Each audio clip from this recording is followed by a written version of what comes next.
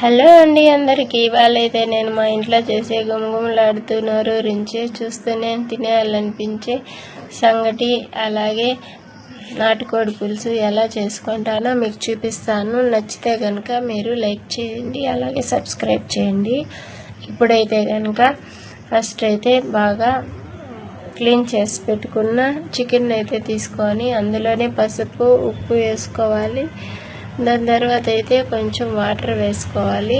దాని తర్వాత అయితే కరివేపాకు కొంచెం వేసుకున్నాక ఇదైతే టేస్ట్ బాగుంటుంది. ఇలా వేసి ఉడకబెట్టుకుంటే దీన్ని అయితే కుక్కర్ మూత పెట్టేసి పొయ్యి మీద పెట్టేసి ఒక 6-7 విజిల్లు తీసుకున్న తర్వాత పక్కన పెట్టుకొని పెనం పెట్టుకొని అందులోనే ఆవాలు, ఉద్దిపప్పు, బిర్యానీ మసాలా వేసి కొంచెం కరివేపాకు వేసి వేగిన తర్వాత అల్లం వెల్లుల్లి పేస్ట్ వేసి అవి కూడా వేగిన తర్వాత పచ్చివాసన పోయిన తర్వాత కొంచెం అయితే పసుపు వేసుకుంటాను ఇప్పుడు నేను.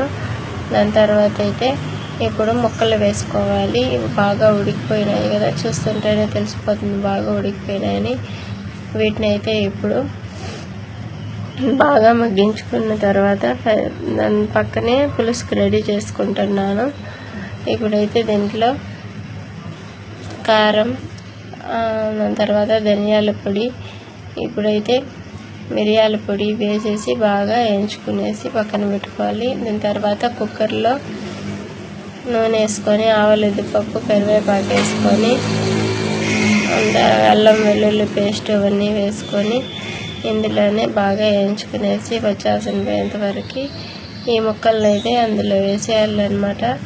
వేసేసిన తర్వాత బాగా ఉడకనిస్తే కొంచెం కానీ టేస్ట్ వస్తుంది కూర. ఇప్పుడైతే సంగటి వేడివేడిగా సంగటిలో ఇలాగా కూర వేసుకునేసి దాని పక్కనే వేయించిండేది వేసుకునేయాలి. దాని తర్వాత